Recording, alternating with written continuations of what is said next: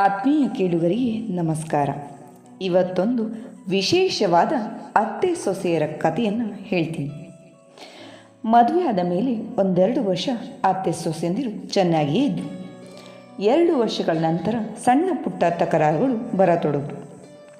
ಸಣ್ಣ ತಪ್ಪುಗಳು ದೊಡ್ಡದಾಗಿ ಕಾಣತೊಡಗಿದವು. ದಿನನಿತ್ಯ ಜಗಳ ಮಾಡೋದೇ ಇಬ್ಬರ ಕೆಲಸವಾಗೋಯಿತು.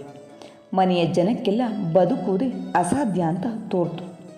ಮಗನಿಗೆ ಹುಚ್ಚು ಹಿಡಿಯುವಂತಾಯಿತು. ಆತ ತಾಯಿಯನ್ನೂ ಸಮಾಧಾನ ಮಾಡಲಾರ, ಹೆಂಡತಿಗೂ ಬುದ್ಧಿ ಹೇಳಲಾರ. ಚಿಂತೆಯಲ್ಲಿ ಸೊರಗಿ ಹೋದ ಪಾಪ. ಹೀಗಿರುವಾಗ ಒಮ್ಮೆ ಆತನ ಸ್ನೇಹಿತ ಅವನಿಗೊಂದು ವಿಚಾರವನ್ನು ಹೇಳ್ದ. ಪಕ್ಕದ ಊರಿನಲ್ಲಿ ಒಬ್ಬರು ಸಾಧಕರು, ಯೋಗಿಗಳಿದ್ದಾರೆ. ಅವರು ಇಂತಹ ಸಮಸ್ಯೆಗಳನ್ನು ಸುಲಭವಾಗಿ ಪರಿಹರಿಸ್ತಾರೆ ಅಂತ ಹೇಳ್ದ.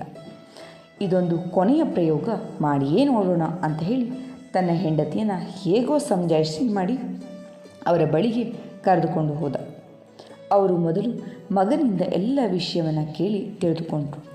ನಂತರ ಆತನನ್ನು ಹೊರಗೆ ಕಳಿಸಿ ಅವನ ಹೆಂಡತಿಯನ್ನು ಮಾತ್ರ ಒಳಗೆ ಕಳಿಸಲಿಕ್ಕೆ ತಿಳಿಸಿದರು. ಆಕೆ ಬಂದೊಡನೆ ಸಾಮಾನ್ಯವಾಗಿ ಎಲ್ಲ ಹಿರಿಯರು ತಿಳಿ ಹೇಳುವಂತೆ ಹೀಗೆ ಜಗಳ ಮಾಡುವುದು ಸರಿಯಲ್ಲ, ಮುದುಕಿಗೆ ತೊಂದರೆ ಕೊಟ್ಟರೆ ಒಳ್ಳೆಯದಲ್ಲ ಅಂತ ಹೇಳಿದ್ರು. ಬೆಂಕಿಯಾದಲು ಸೊಸೆ, ಇದನ್ನು ಹೇಳೋದಕ್ಕೆ ನನ್ನನ್ನು ಕರೆಸಿದ್ರಾ? ನನಗೆ ಗೊತ್ತು, ನೀವೆಲ್ಲ ಸೇರಿ ಸಂಚು ಮಾಡಿದ್ದೀರಿ ಅಂತ ಕೂಗಾಡಿದ್ಲು. ಆಗ ಯೋಗಿಗಳು, ಅಮ್ಮ, ಇನ್ನೊಂದು ಸಲಹೆ ಇದೆ. ನಾನು ಆಗಲೇ ಹೇಳಿದ್ದು ಇಷ್ಟವಾಗದಿದ್ದರೆ ಇದು ಖಂಡಿತವಾಗಿಯೂ ನಿಮ್ಮ ಮನಸ್ಸಿಗೆ ಒಪ್ಪುತ್ತದೆ ಅಂದು. ಆಗಾಕೆ ಏನದು ಅಂತ ಹೇಳಿ ಹುಬ್ಬೇರಿಸಿದ್ಲು.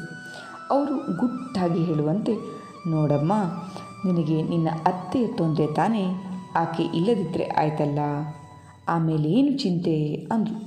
ಆಕೆ, ಅದು ಸರಿ, ಆದರೆ ಆಕೆ ಇನ್ನೂ ಇದ್ದಾಳಲ್ಲ ಅಂತ ಪ್ರಶ್ನಿಸಿದ್ಲು ಸೊಸೆ. ಅವರು, ನೋಡು, ನನ್ನ ಹತ್ತಿರ ಒಂದು ವಿಷ ಇದೆ. ಅದನ್ನು ದಿನಾಲೂ ಅರ್ಧ ಚಮಚ ಅವಳಿಗೆ ಹಾಲಿನಲ್ಲಿ ಬೆಳಿಗ್ಗೆ ಕೊಡಬೇಕು. ಅದೊಂದು ವಿಶೇಷ ವಿಷ. ಆಕೆ ತಕ್ಷಣ ಸತ್ತರೆ ನಿನ್ನ ಮೇಲೆ ಅಪವಾದ ಬರುತ್ತೆ. ಅದಕ್ಕೆ ನಿಧಾನವಾದ ವಿಷವನ್ನು ಸೇವಿಸಿದ್ರೆ 1 ವರ್ಷದಲ್ಲಿ ಆಕೆ ಸತ್ತು ಹೋಗ್ತಾಳೆ. ಅಷ್ಟೇ ಅಲ್ಲ, ಯಾವ ವೈದ್ಯನಿಗೂ ಈ ವಿಷಯವನ್ನು ಪತ್ತೆ ಮಾಡೋದು ಸಾಧ್ಯವಿಲ್ಲ. ನಿನ್ನ ಮೇಲೆ ಯಾರಿಗೂ ಸಂಶಯ ಬರೋದಿಲ್ಲ ಅಂದರು. ಆಕೆಗೆ ಸಂತೋಷವೋ ಸಂತೋಷ. ಅವರು ಕೊಟ್ಟ ಬಿಳಿ ಪುಡಿಯಂತಹ ವಿಷವನ್ನು ತೆಗೆದುಕೊಂಡು, ಇನ್ನೊಂದು ವಿಷಯ, ಈ ವಿಷ ಮುಗಿಯುವವರೆಗೂ ನೀನು ಅತ್ತೆಯೊಂದಿಗೆ ಜಗಳವಾಡಬಾರ್ದು. ಅದಲ್ಲದೆ ಆಕೆಗೆ ಯಾವುದು ಇಷ್ಟವೋ ಅದನ್ನೇ ಮಾಡು. ಆಕೆ ಇನ್ನೆಷ್ಟು ದಿನ ಇದ್ದಾಳು ಅಂತ ಹೇಳಿದ್ರು ಯೋಗಿಗಳು. ಮನೆಗೆ ಬಂದು ಅವರು ಹೇಳದಂತೆ ಅತ್ತೆ ಮೇಲೆ ತುಂಬ ಪ್ರೀತಿಯನ್ನು ತೋರಿಸುತ್ತಾ ಆಕೆ ಹೇಳಿದ್ದನ್ನು ಮಾಡ್ತಾ ಬಂದಳು. ಸೊಸೆಯಲ್ಲಿನ ಬದಲಾವಣೆಗೆ ಅತ್ತೆಗೆ ಆಶ್ಚರ್ಯ ತಂದರೂ ಕ್ರಮೇಣ ಆಕೆಯ ಮೇಲೆ ಪ್ರೀತಿ ಬರತೊಡಗಿತು. ಪಾಪ, ಆಕೆ ತನಗೆ ಇಷ್ಟೆಲ್ಲ ಮಾಡಿದ್ರೂ ತಾನೇ ಹೊರಟಾಗಿ ನಡ್ಕೊಳ್ತಿದ್ದೀನಲ್ಲ ಅಂತ ಹೇಳಿ ಆಕೆಯು ಪ್ರೀತಿಯನ್ನು ತೋರಿಸತೊಡಗಿದ್ಲು. 6 ತಿಂಗಳಾಗುವಷ್ಟರಲ್ಲಿ ಇಬ್ಬರು ಒಬ್ಬರನ್ನೊಬ್ಬರು ಬಿಟ್ಟಿರಲಾರದಷ್ಟು ಹತ್ತಿರವಾದರು. ಒಂದಿನ ಸೊಸೆ ಯೋಗಿಗಳ ಕಡೆಗೆ ಹೋಗಿ ಅವರ ಕಾಲಿಗೆ ಬಿದ್ದು, ಸ್ವಾಮಿ, ನನ್ನ ಅತ್ತೆ ದೇವರಂಥವರು. ಅವರಿಗೆ ನಾನು ಇಷ್ಟು ದಿನ ವಿಷ ಹಾಕಿದ್ದೇನೆ, ಆದರೆ ಅವರು ಸಾಯಬಾರ್ದು.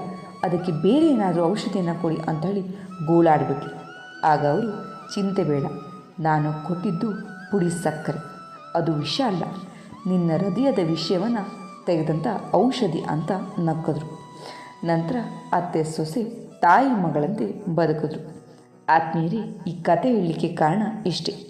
ಕೇವಲ ಅತ್ತೆ ಸೊಸೆಗೆ ಮಾತ್ರ ಈ ಒಂದು ಕತೆ ಅನ್ವಯವಾಗುತ್ತೆ ಅಂತ ಅಂದ್ಕೋಬೇಡಿ. ನಾವು ಕೂಡ ಹಾಗೆ ಮತ್ತೊಬ್ಬರ ತಪ್ಪುಗಳನ್ನು ಎಣಿಸ್ತಾ ಹೋದರೆ ಮನಸ್ಸು ಕೆಟ್ಟೇ ಹೋಗುತ್ತೆ, ವಿಷವಾಗಿ ಪರಿಣಾಮ ಬೀರುತ್ತೆ. ಪದೇ ಪದೇ ಅವರ ಬಗ್ಗೆನೇ ಅವಹೇಳನೆ ಮಾಡ್ತಾ ಇರ್ತೀವಿ, ಅದೇ ಕುರಿತು ಚಿಂತನೆಯನ್ನು ಮಾಡ್ತಾ ಹೋಗ್ತೀವಿ.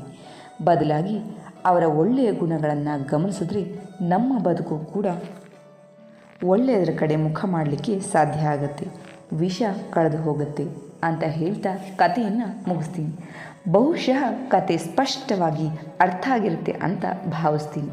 ಕೇಳಿದ್ದಕ್ಕೆ ಧನ್ಯವಾದ.